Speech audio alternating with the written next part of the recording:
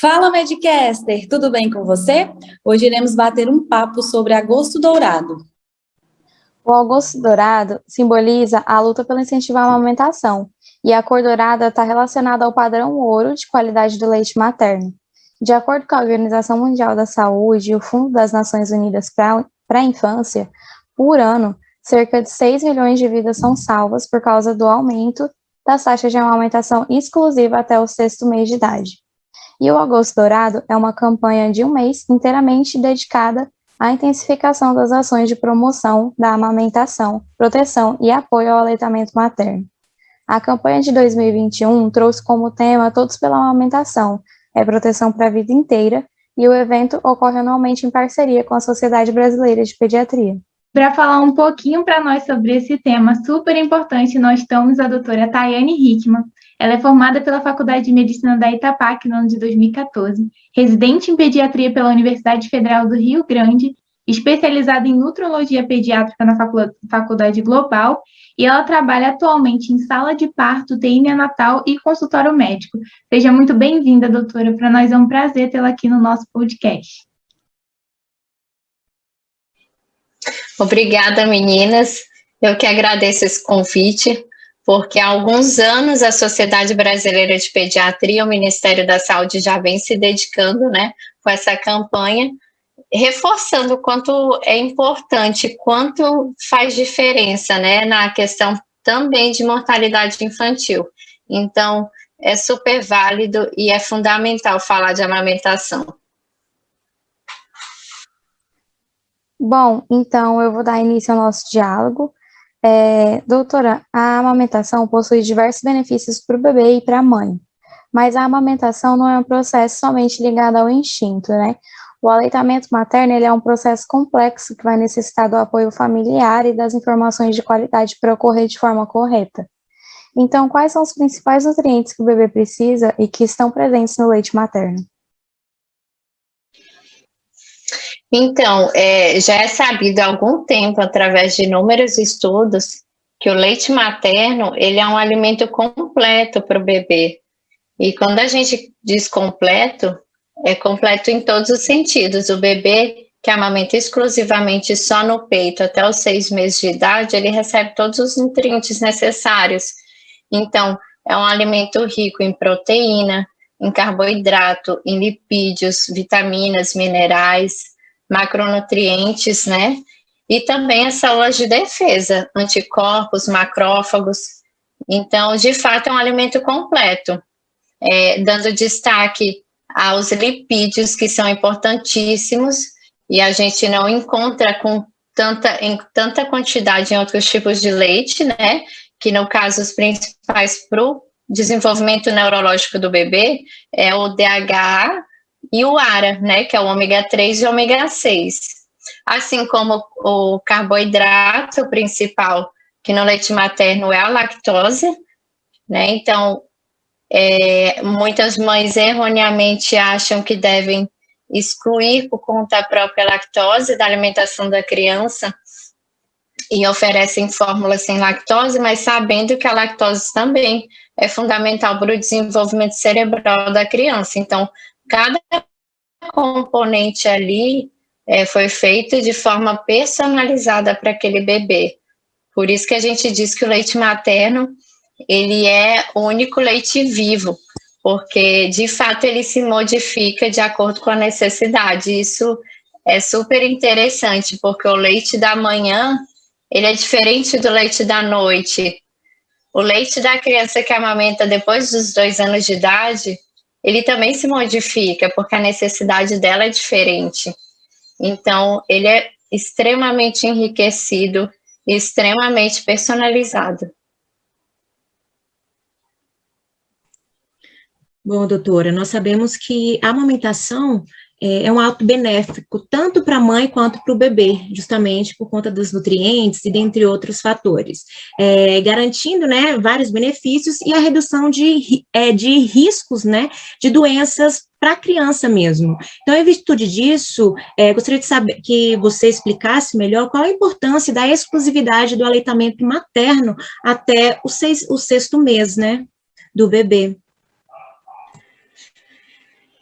Então, a gente tem, na verdade, vários benefícios do aleitamento materno, e é importante que a população em geral tenha esse conhecimento para conseguir também, por isso, persistir na amamentação. Então, um dos principais, e também que acontece principalmente no leite humano, é que ele fornece proteção contra doenças, porque através do leite materno é passado para o bebê anticorpos e células de defesa que imunizam ele de forma preventiva mesmo de diversas doenças, tanto do trato gastrointestinal, o trato respiratório, prevenir de alergias. Então, o leite materno ele é extremamente importante na questão de evitar doença. Um exemplo que a gente vê em diversos estudos é que a criança que é amamentada no leite materno, ela tem 50% menos chance de evoluir com uma diarreia, por exemplo. Assim como uma infecção respiratória, ela reduz em 33%. Questão alérgica também, que nos tempos atuais, né, por conta do passado, muito uso de antibiótico e outras medicações repercutindo hoje como quadros alérgicos, o leite materno ele tem esse efeito protetor. E outra questão, é claro, a parte do desenvolvimento também da cavidade oral, né? A amamentação exclusiva, ela é fundamental para o desenvolvimento e para o bom alinhamento dos dentes. Então, ela consegue reduzir em 68% a má oclusão dentária.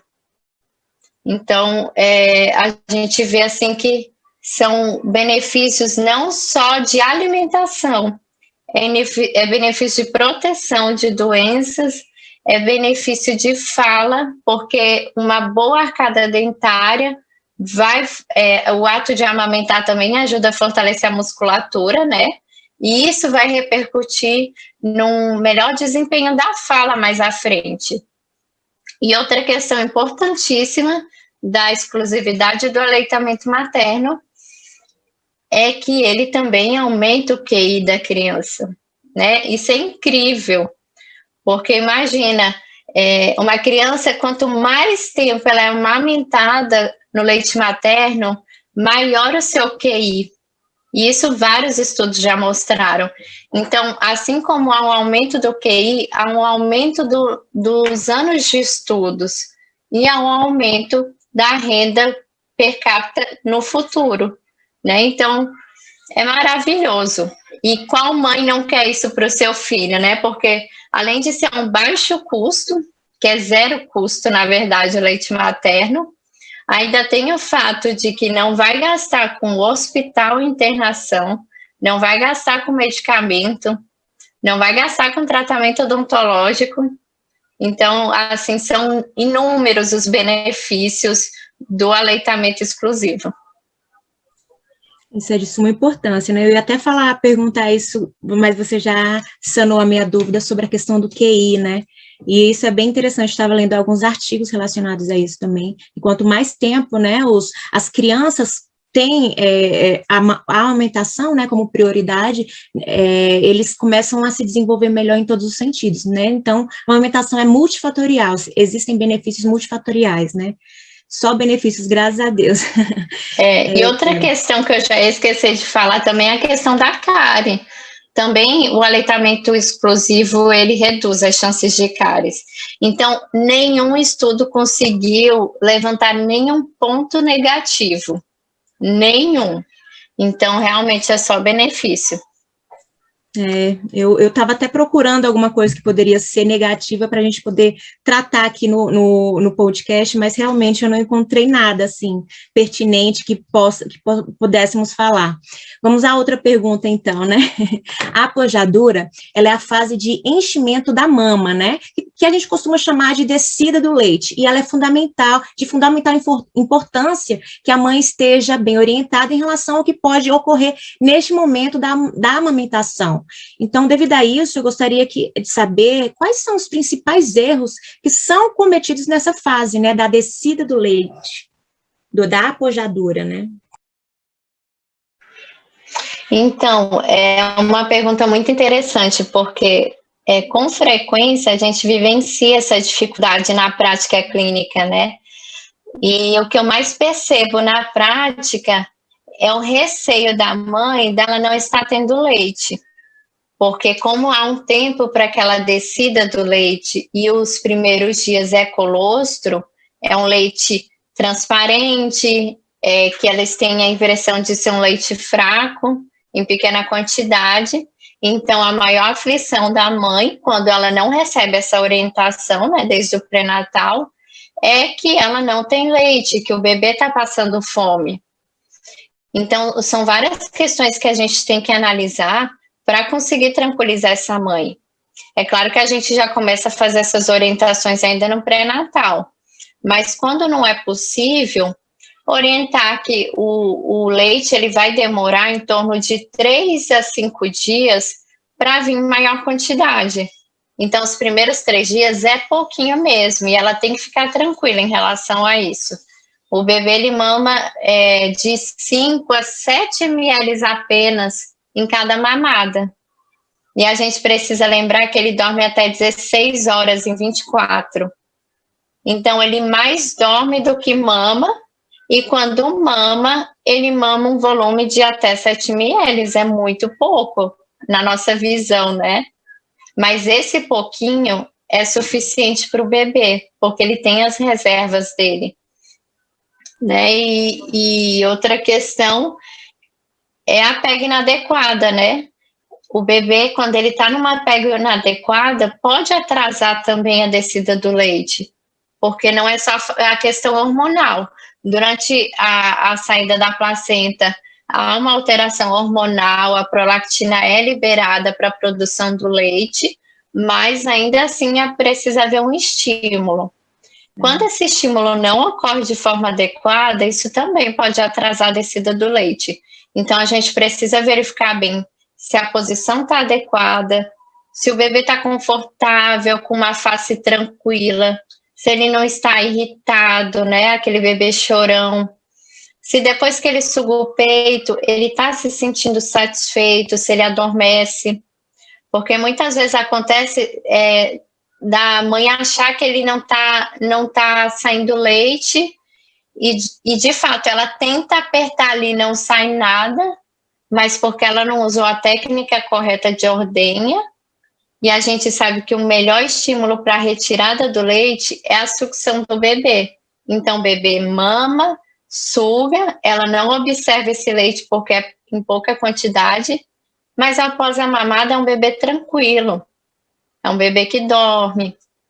Então, a principal dificuldade é esclarecer isso para a mãe e para os familiares também, né? Que existe esse tempo de descida do leite, o início é um colostro, ele é transparente e ele é extremamente efetivo para a nutrição do bebê, mas que o volume maior vai vir só entre o 4º e o 5º dia. Então, eu gosto de deixar isso claro para a mãe, no início é pouquinho e é suficiente. 3º e 4º dia, você vai observar que vai melhorar.